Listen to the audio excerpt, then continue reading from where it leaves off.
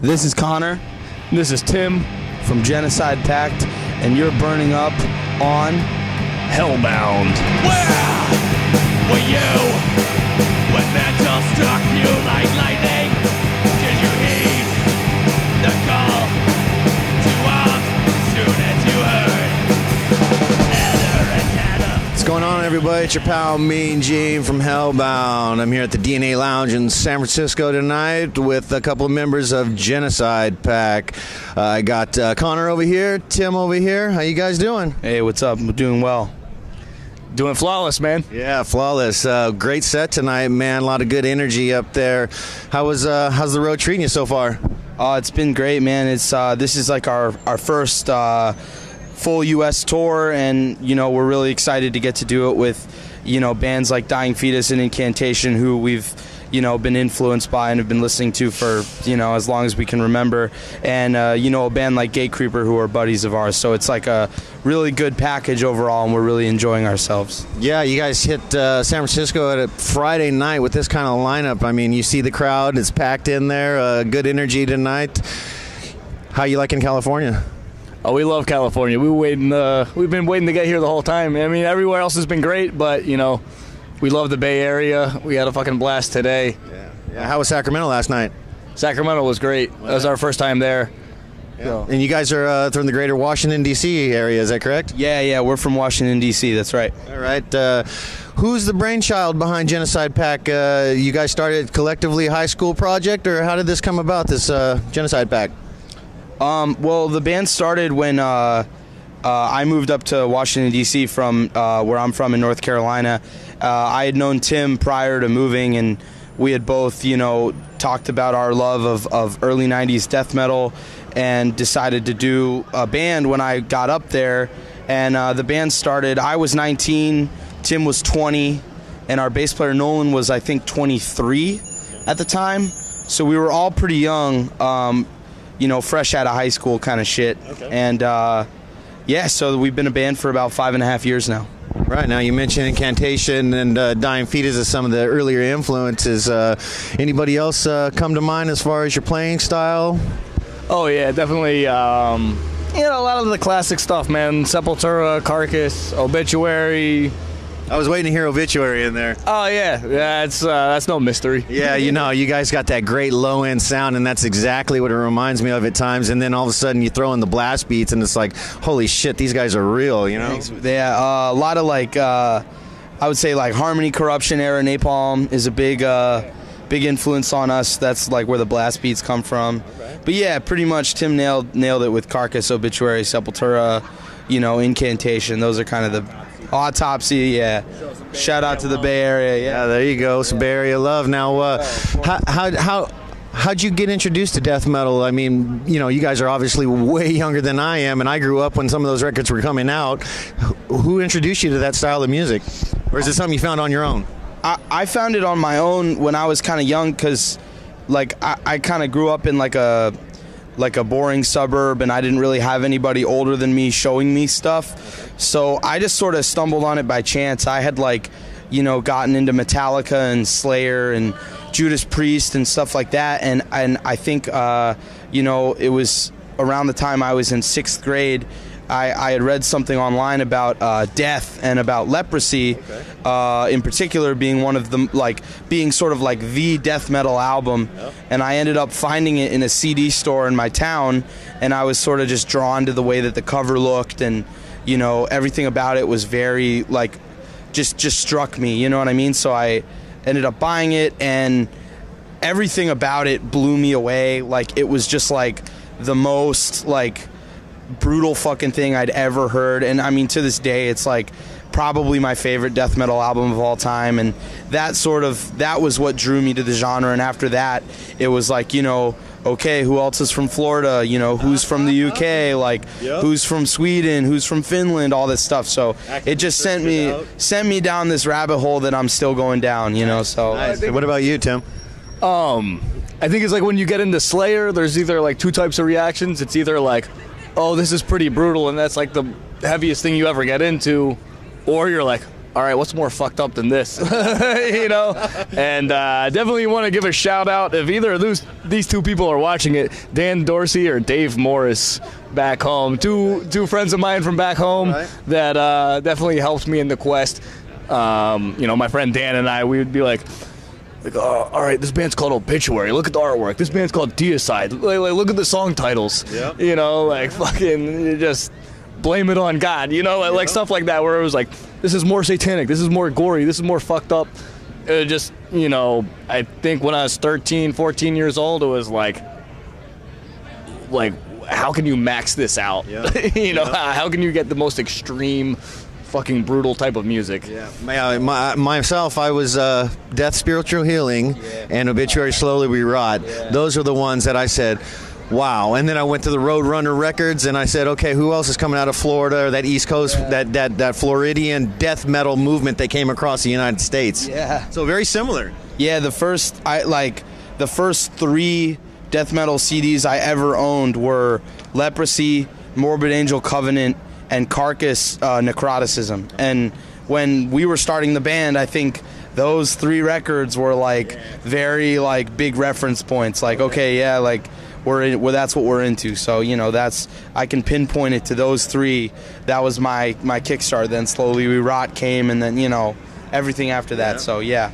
Speaking of album artwork, congratulations on the new record this year. Thank you. And I understand that somebody special did Order of Torment, right? Yeah. Somebody special did the artwork on this album for you guys. Who is that? Yeah, Joe Patagno. You know, you might be familiar with him because he designed the Motorhead logo. So there you go. Yeah, and you know, he's done shit for fucking everybody, but like, you know, Pink Floyd and just a bunch of like incredible bands. So it was really cool to have him do the artwork for our record. Now this is like your guys' second release, right? Second full release, and to have such badass art. I mean, you guys got to be living the dream right now, right? I mean, pinch me moments, right?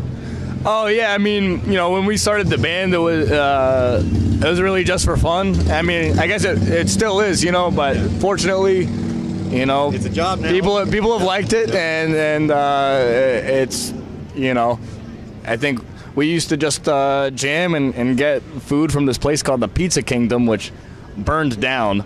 But you know, we're on the West Coast now, fucking playing with dying fetus. It's, you know, it's awesome, right? Thankful for it. Yeah, definitely. We're far away from Pizza Kingdom. Now, Order of Torment, what was the creative process like as far as you guys write together? Do you guys sit in a room and knock stuff out? Or is it, you know, you work on stuff then come together? How's the writing process?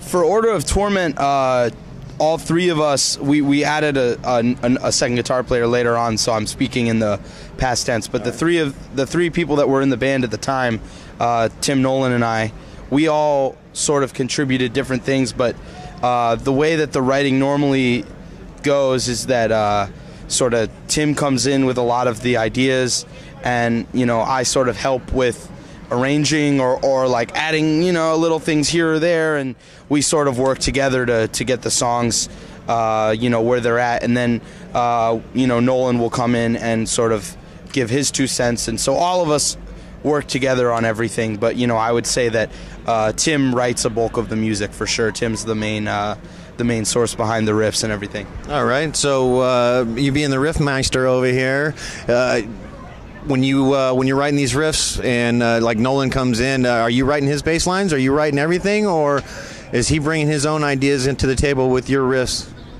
No, I mean, I think I write like maybe what is like the foundation for a song. Okay.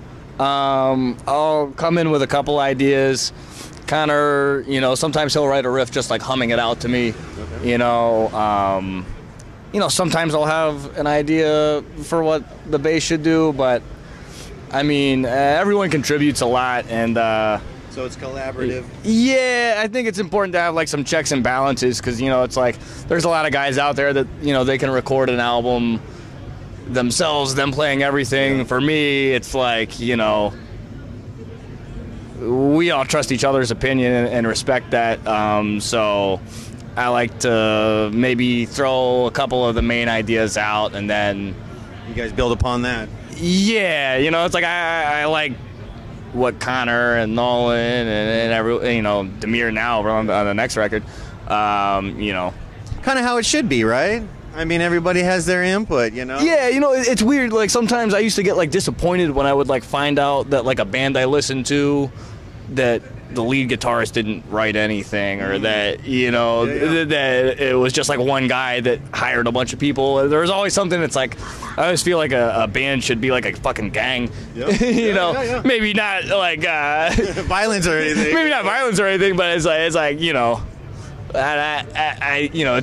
the original three of us, we've been in the band the whole time. There's not been a bunch of, like, member overturn or anything, and, I like it that way. Everyone's fucking opinion is. I like it that way too. Yeah, exactly. I'm not good with change. You know what I mean? When I hear something and somebody's got a product out, and all of a sudden this guy has left the band. I mean, it's still good, but it's not what I fell in love with. You know what I mean? Yeah. I mean, well, we've been lucky to have the same three people, like, be in the band the whole time, and the only lineup change we've had is just adding a guy. So it's, like, really, like, the dynamic and the vibe of the band has been pretty much exactly the same. Like, we're still making the same dumb jokes in the van that we did 5 years ago, and we're still fucking listening to the same fucking records that we, everything's like, nothing has drastically changed, and I think that that's good, because I don't think that we've peaked where we're at yet. So it's good that we're still working towards,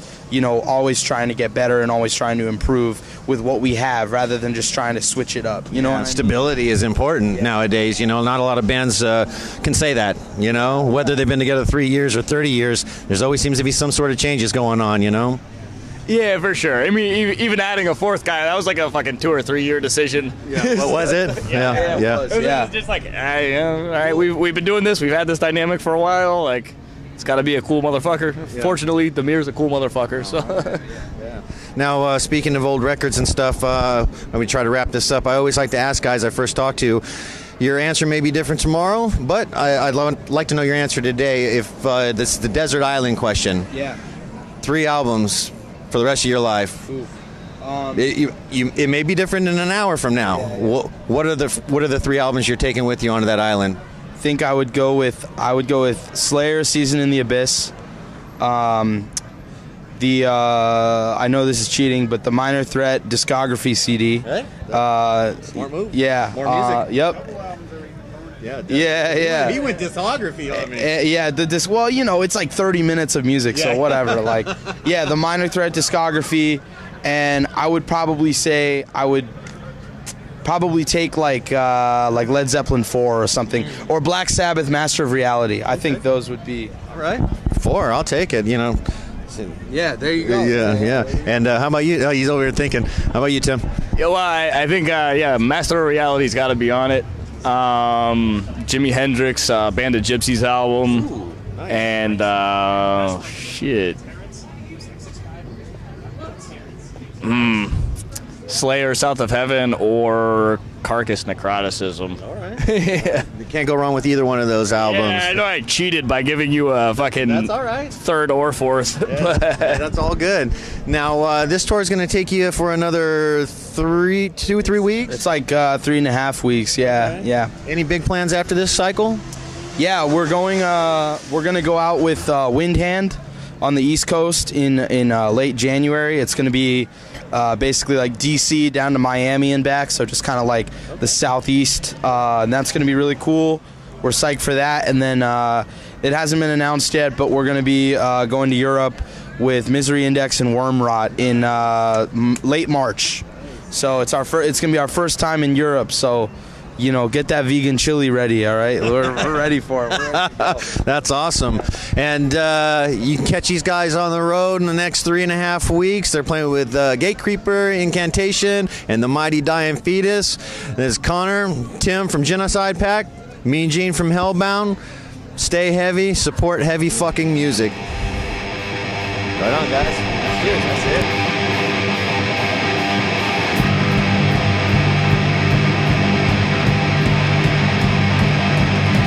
Where were you